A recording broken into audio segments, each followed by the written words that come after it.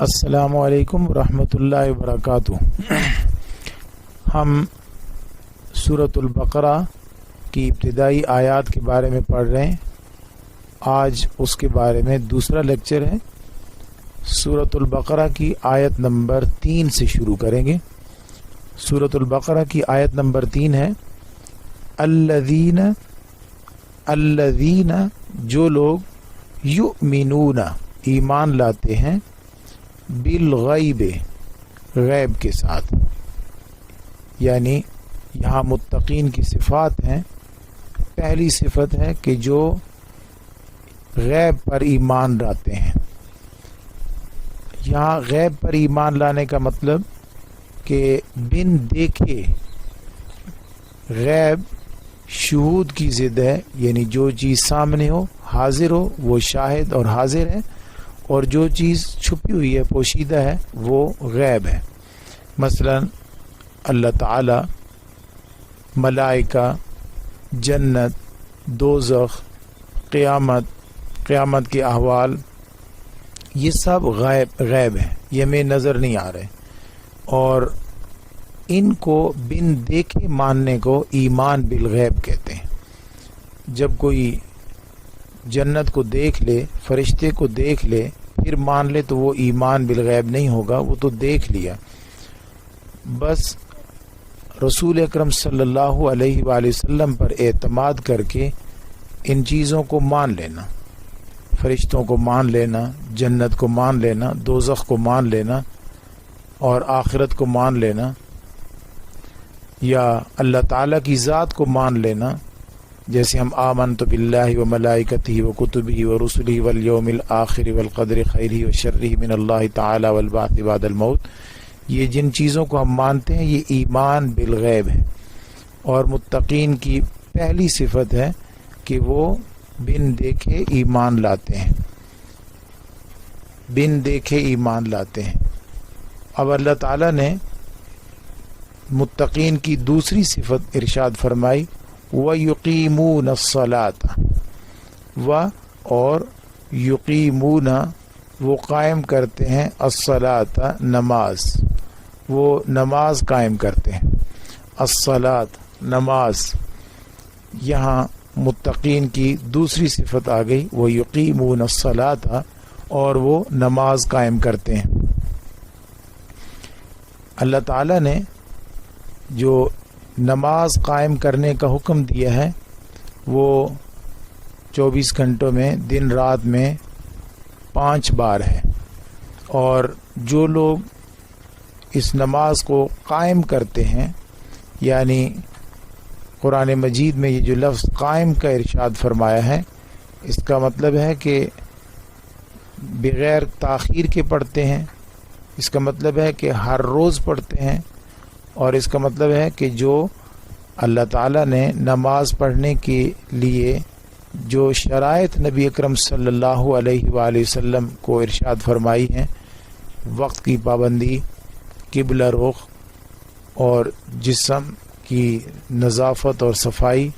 کپڑوں کی نظافت اور صفائی، یا با جماعت، یہ جو شرائط ہیں نماز کی، ان شرائط کے لیے لفظ اقامت کا استعمال کیا ہے۔ تو یقیمون وہ قائم کرتے ہیں، یعنی جمیع شرائط کے ساتھ، ساری شرائط کے ساتھ۔ الصلاۃ جو ہے ایک خاص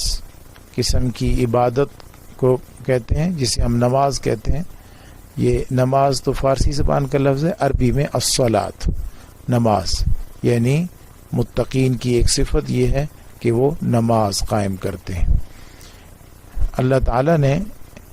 متقین کی تیسری صفت ارشاد فرمائی کہ وَمِمَّا رَزَقْنَاهُمْ يُنْفِقُونَ، وَمِمَّا اور اس میں سے جو رزقنا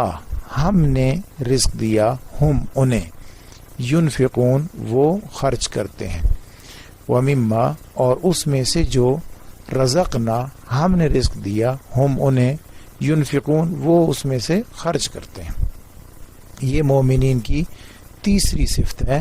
کہ وہ انفاق کرتے ہیں، یعنی خرچ کرتے ہیں۔ انفاق فی سبیل اللہ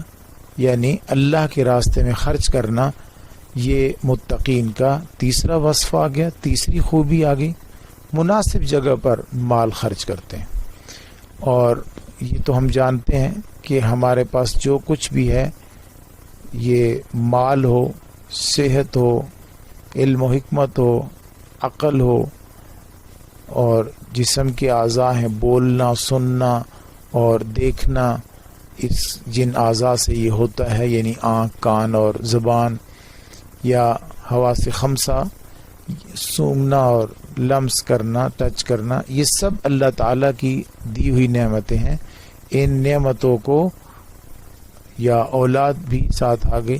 تو ان ساری نعمتوں کو اللہ کے نام پر خرچ کرتے ہیں۔ یعنی آنکھ کا دیکھنا، آنکھ کا جو دیکھنے کا عمل ہے، آنکھ کا جو استعمال ہے وہ اللہ کے حکم کے مطابق کرتے ہیں، کان کا جو استعمال ہے اللہ کے حکم کے مطابق کرتے ہیں، اور عقل اور فہم کا جو استعمال ہے وہ اللہ کے حکم کے مطابق کرتے ہیں، جو علم حاصل کرنے کی صلاحیت ہے وہ اللہ کے حکم کے مطابق کرتے ہیں۔ یہ ہے متقین کا ایک وصف، یعنی تیسرا وصف آ گیا متقین کا کہ وہ خرچ کرتے ہیں اللہ کی دی ہوئی چیزوں کو۔ چوتھا وصف ہے والذین یؤمنون، اور وہ جو ایمان رکھتے ہیں، بما انزل الیک، اس چیز پر جو نازل کی گئی آپ کی طرف، وما انزل من قبلک، اور جو نازل کی گئی آپ سے پہلے،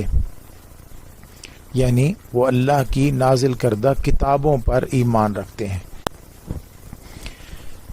آپ صلی اللہ علیہ وآلہ وسلم پر قرآن مجید نازل ہوا، قرآن مجید پر ایمان رکھتے ہیں،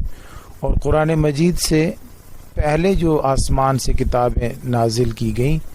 یعنی سابقہ الہامی کتب پر ایمان، وما انزل من قبلک، جیسا کہ حضرت عیسیٰ علیہ السلام کو انجیل، حضرت داود علیہ السلام کو زبور، حضرت موسیٰ علیہ السلام پر کو تورات، اور تورات سے پہلے بھی کچھ صحیفے، چھوٹی کتابیں، حضرت ابراہیم علیہ السلام کو بھی کچھ صحیفے، چھوٹی کتابیں دی گئیں، تو 105 یا 103 تک جن کی تعداد ہے،